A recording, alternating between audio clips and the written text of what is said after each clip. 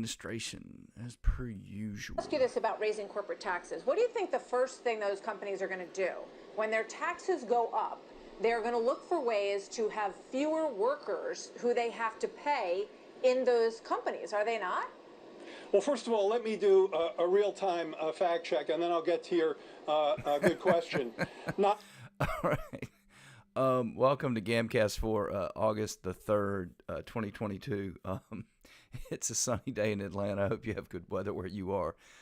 Sorry for me to laugh, but these Biden administration officials, they're going to fact check as if these people have any relationship with facts at all. So slow news day out there. It looks like it's going to be a slow news day for pretty much the rest of August as it was for July, because most people are on vacation and they're going to go on the recess soon as soon as they get this Inflation Reduction Act buttoned up. So we'll see. But we're going to talk a lot about the Inflation Reduction Act, debunk a lot of the nonsense that's going on. We're going to talk about a little bit of the election news that happened yesterday. We're also going to talk about Pelosi and the abortion thing that happened out there in Kansas, just to make sure everybody is on the proper page. Before I get started, sorry about yesterday, but I had something that ran longer than I thought it would run, and by the time I got in front of a microphone and was going to be able to drop a live stream or a podcast, it would have been too late to do much of anything. And it was a slow news day because yesterday, as you know, was primary day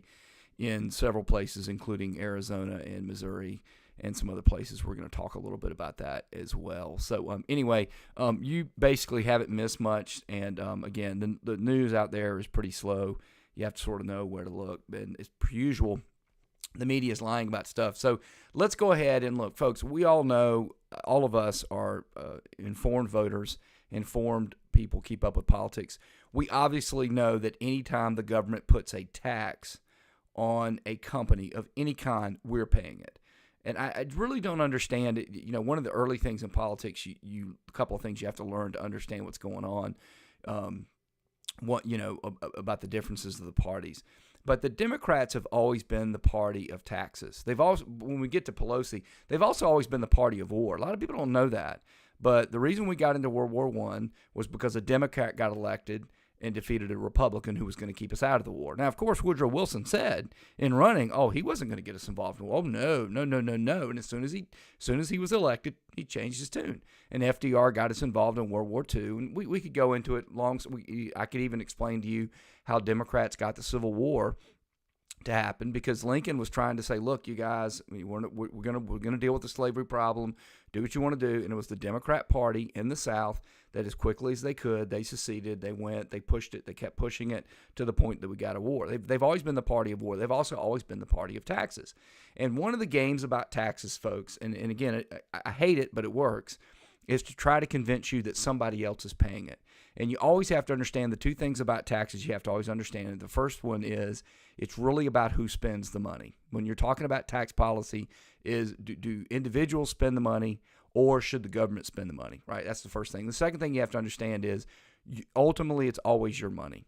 So I don't care how you want to slice it, right? And so the best way to do it under a system would be to individuals to pay taxes. Come to me, tell me what you need for me to write a check to you for whatever the taxes are, right? That's the best way to do it in terms of freedom and keeping a tab on it, right? What they want to try to do, and I'm not just saying exclusively Democrats, Republicans play this game too, and every other political party known to man, they all play this game.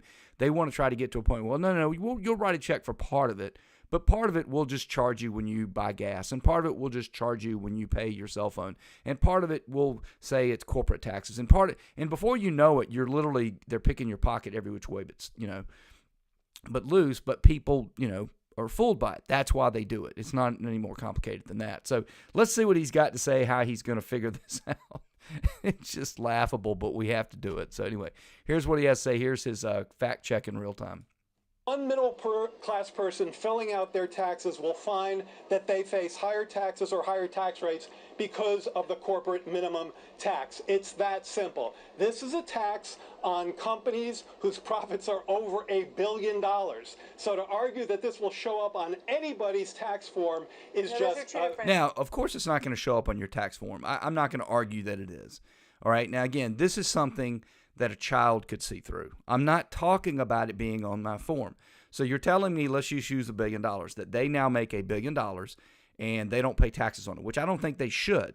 Now, that doesn't mean that the billion isn't taxed. You have to understand, folks, when they do something with the billion, it's going to be taxed. What we're saying is we didn't tax the profit to begin with. And there's a lot of ways and reasons why that is. A lot of it has to do with the fact that we're now a global economy.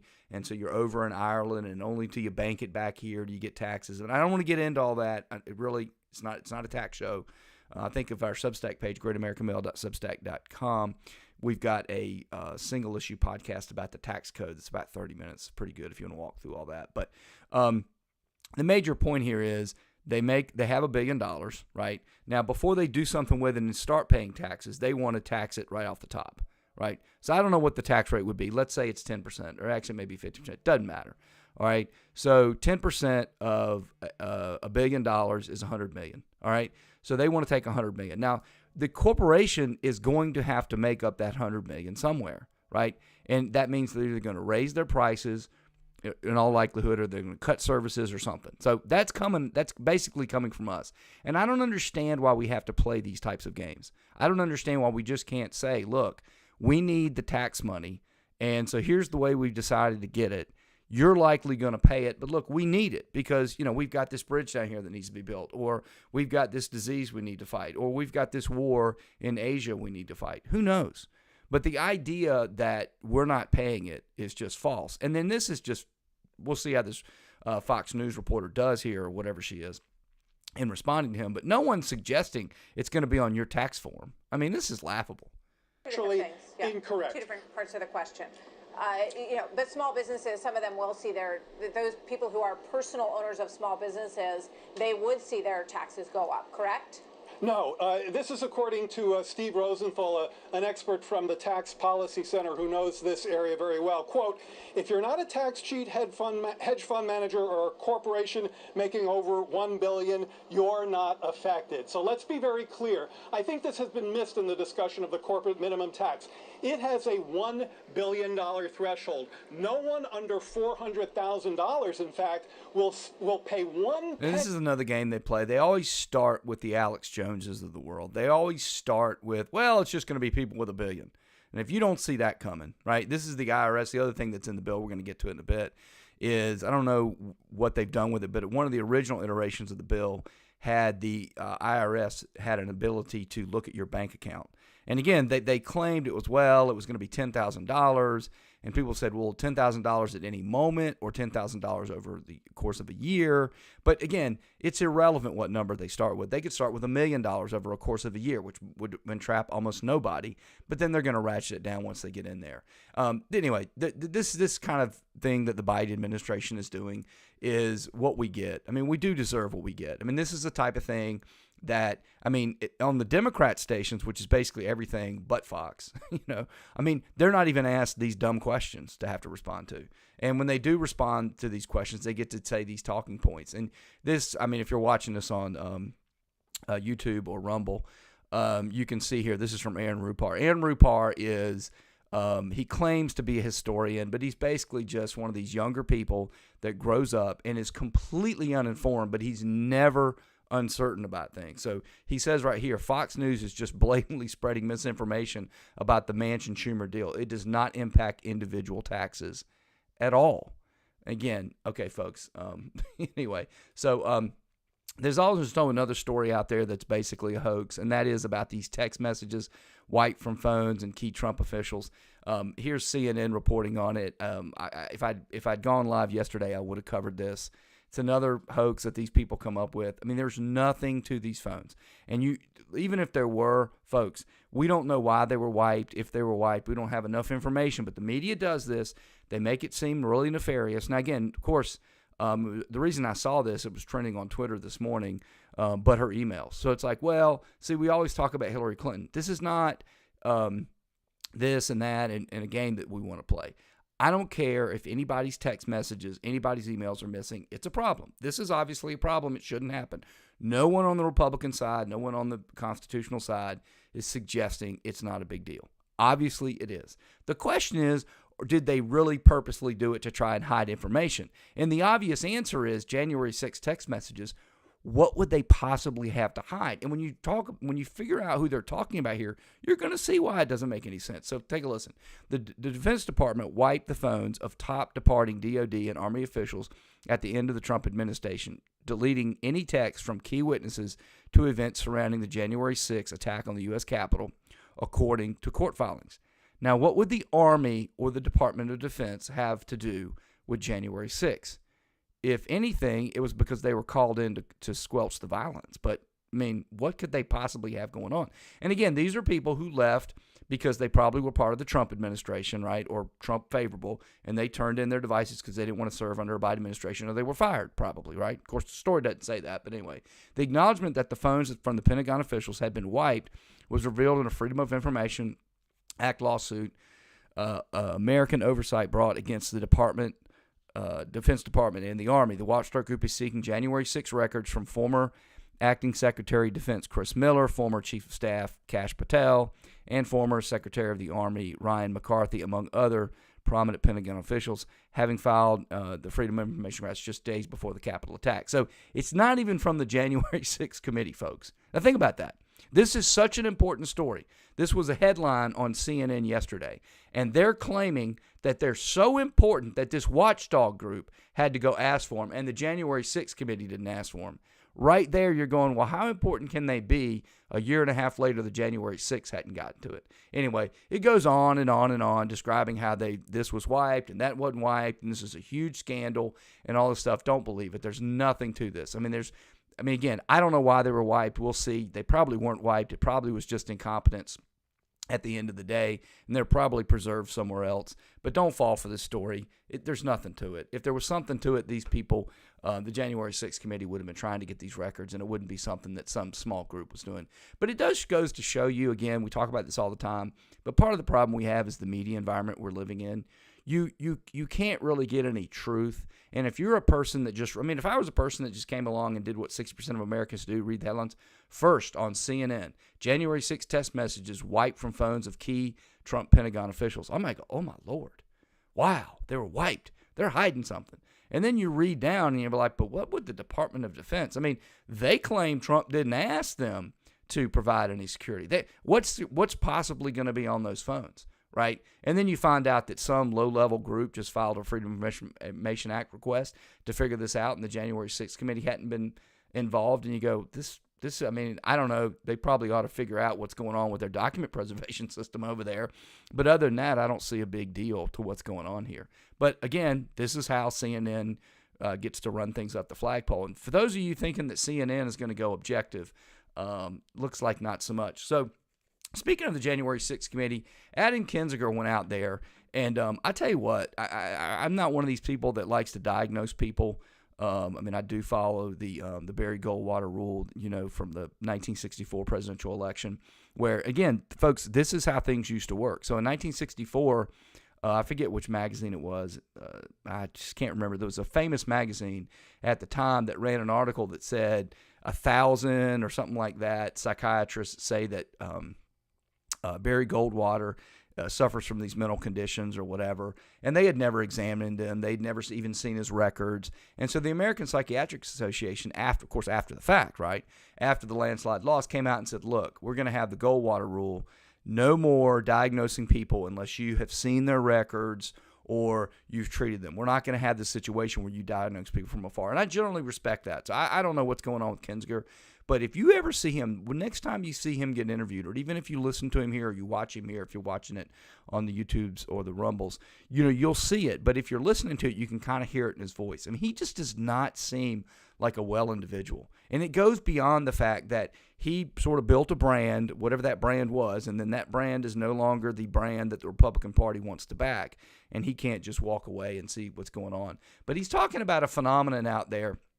And I wanted to bring that up in this order today, because when you start hearing about some of these quote-unquote election results and things, I want you to understand these people are at all times, all the Democrats are 24/7 is messaging.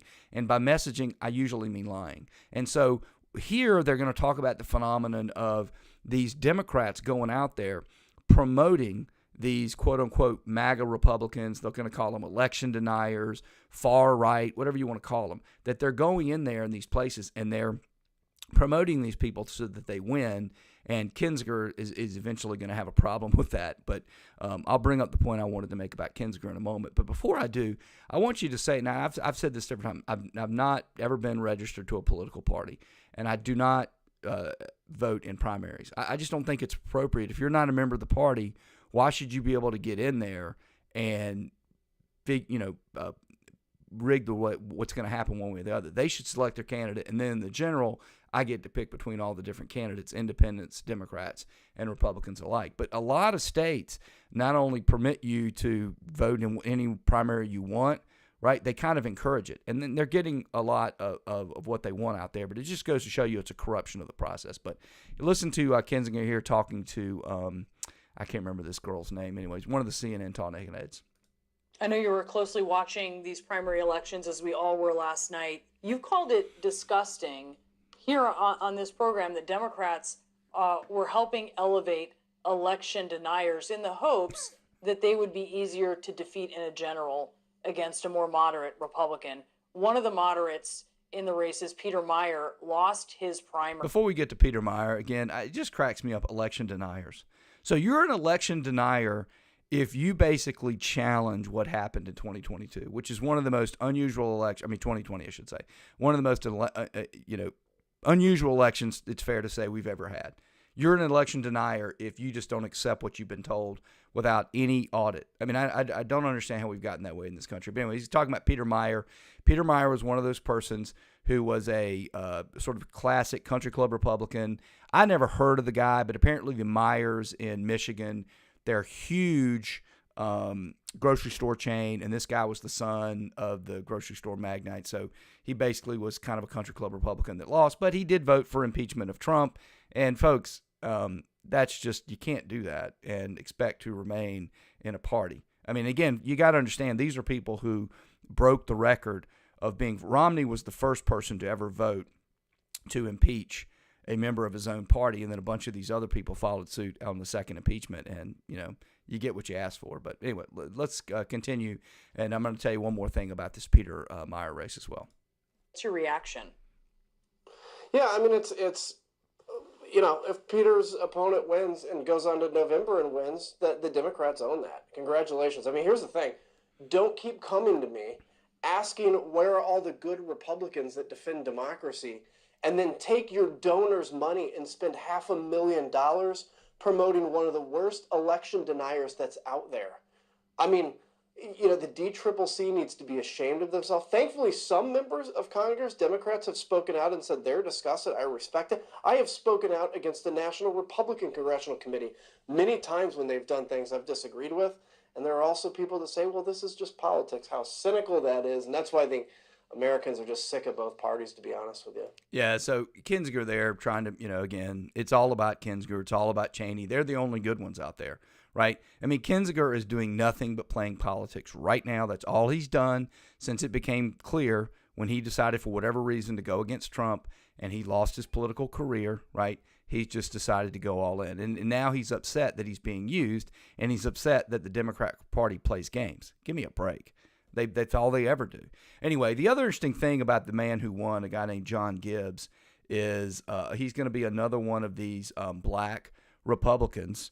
If he wins, he'll be the first black Republican to hold office at that level, the federal level in Michigan. He should win that seat. It is a Republican seat, and he should easily win that seat and go to Congress. And he worked I forget where he was in the Trump administration. Not a high-level guy, but he was one of the in the Trump administration. And Trump obviously promoted him. I think he won pretty close. I think it was like 53 to 47, but definitely a very solid victory there. I'm not really sure what the Democrats were thinking in giving money promoting that guy. But anyway, that's another thing that they don't tell you and all that. I'm not really sure why they don't. But so another story out there that you're going to hear, and I want you to just let you know, this is from the Post-Millennial. Trump celebrates big night of endorsement victories, right?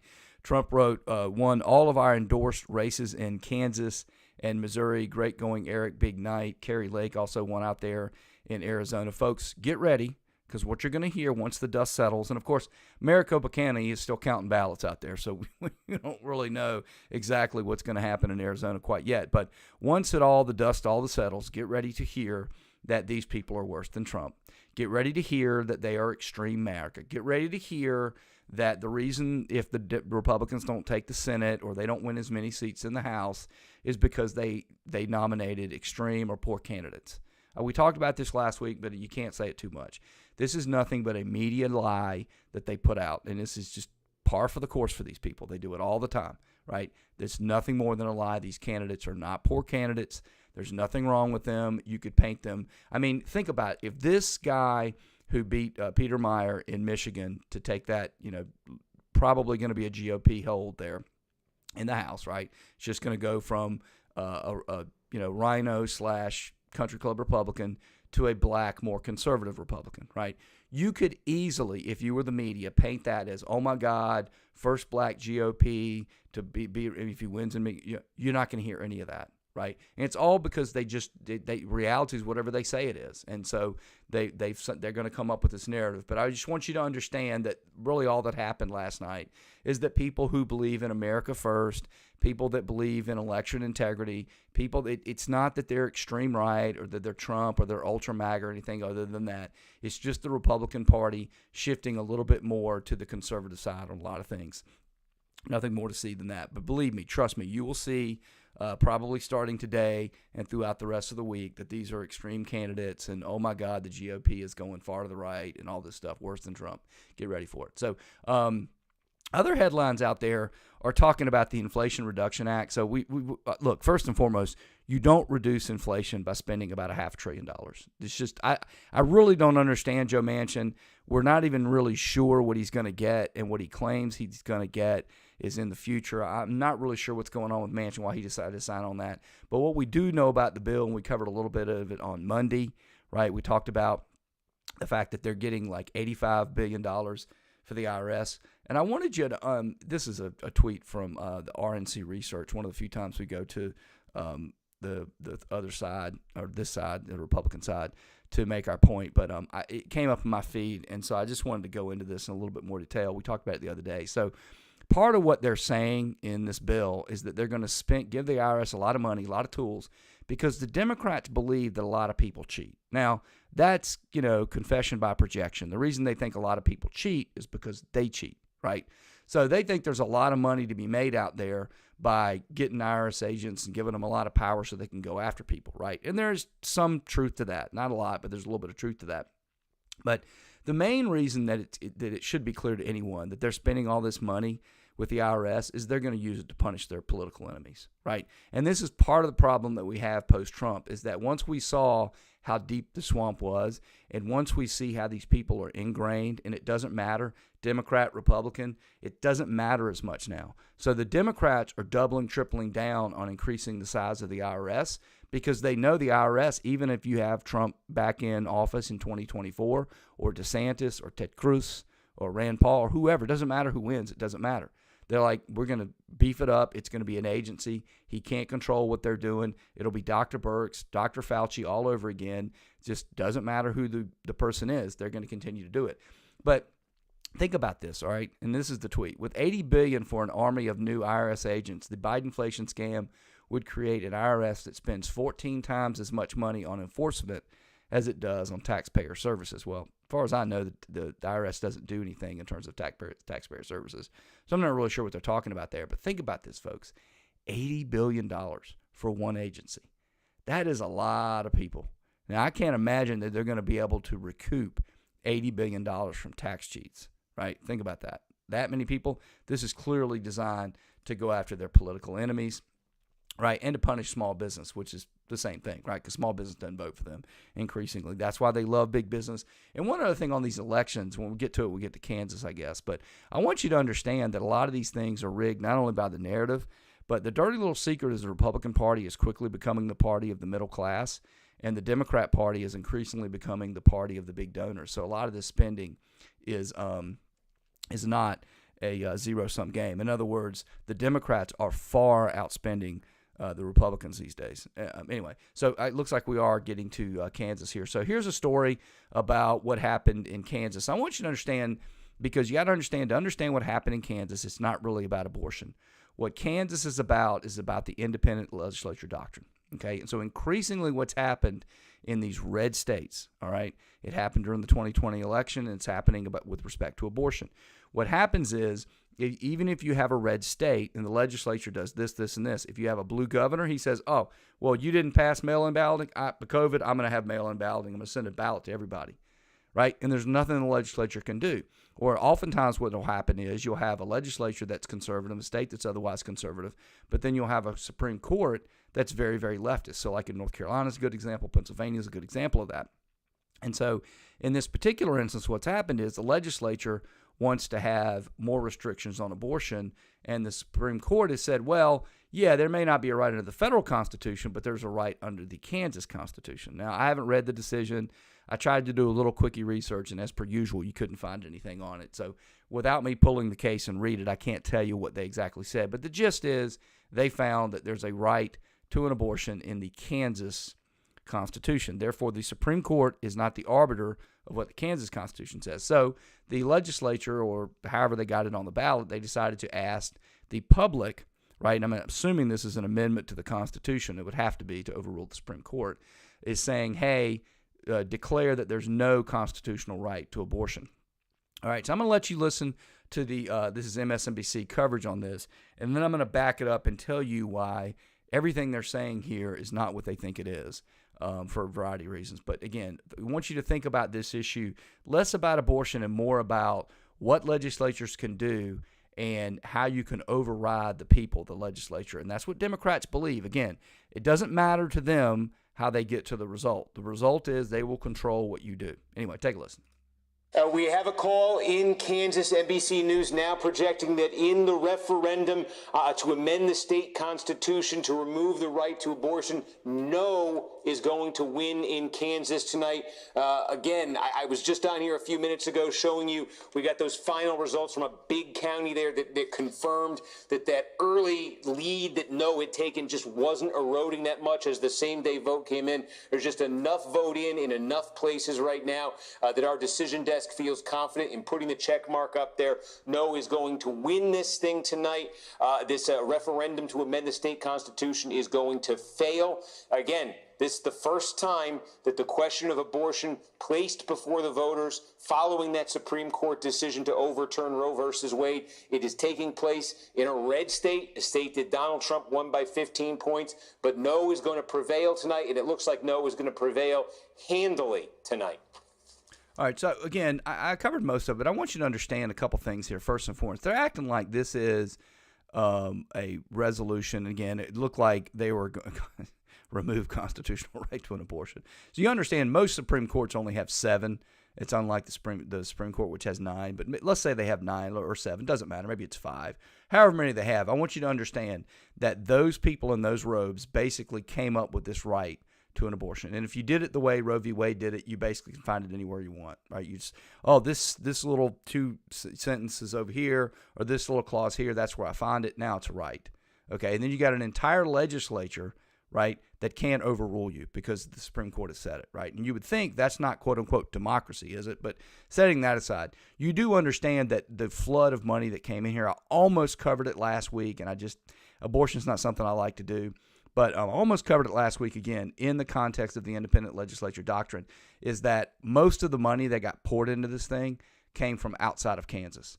Because one of the things you have to understand about left-wing politics, again, they talk about, it's the democracy. We love democracy, and democracy, yay for democracy. We're all about democracy. And then you find money flooding in from everywhere. So, for example, in Georgia, we've got a race where we've got Herschel Walker against Raphael Warnock. And Warnock is dwarfing Walker in terms of contributions, which you might say, whatever, he's the incumbent. People, no. It has nothing to do, it might have a little bit to do with incumbency, but the main reason is because the money is flooding in from outside of the state. And what you're seeing, this is what Democrats are becoming. They've become a nationwide party, and they care about nationwide ideas. And so what you're seeing out of Kansas, you're going to hear it had to do with the people really want abortion going on. There may be some of that, because if you ask people generally, do you think abortion should be procedure that people should be able to get, you're probably going to get a majority. Not as big a majority as they act like you're going to get, but you're going to get one. But then when you start saying, well, what about after 12 weeks, 13 weeks, 14, 15, and you start getting, that's when you start to see people saying no. But what you're seeing here really is more about the fact that even in red states, right, you've got governors and you've got Supreme Courts that override the will of the people, all right? And that's an important thing to understand, and we'll see what happens next year with the Supreme Court, which has taken up that North Carolina case, and they will be deciding about the independent legislature doctrine. And this is an important thing because guys like Mark Elias have learned how to do this. So where in the world's going on here? Yeah, I'm way ahead of the game today. We're going to finish real early today. So last thing I wanted to talk about was Pelosi. So Pelosi ended up apparently going to Taiwan. I had a bit, but it was very difficult. And if a lot of you are still listening to the podcast, so it really doesn't play well for me to play the video because it's basically just Nancy and a gaggle of her aides. And by the way, they're all wearing these cloth masks. I don't understand this, but anyway. But to be fair, maybe it's Taiwan's rules, not hers. But anyway, so they're all deplaning and they're walking over there in Taiwan and whatnot. And I've been against Nancy going to Taiwan. There's no reason for her to go to Taiwan. She doesn't have any foreign policy chops at all. She has no responsibility. Unfortunately, that is something that is by and large left to the presidency. And she has no business going there. There's no real reason to pick a fight with the Chinese. It doesn't make any sense at all, right? But so anyway, but I saw this. This was in the Hill. Menendez, U.S. can't afford to repeat Ukraine mistake with Taiwan.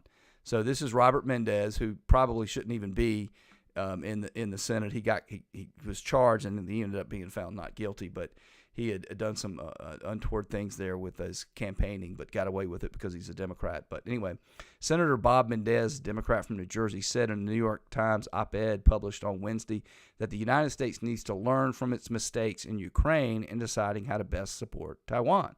Well, I'd love it if we'd learn from our mistakes in Taiwan or in Ukraine. So let's see what he says.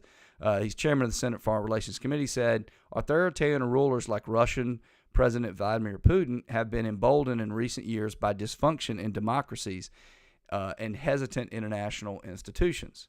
Really? Okay, I'm not really sure how he got that out of that, but anyway.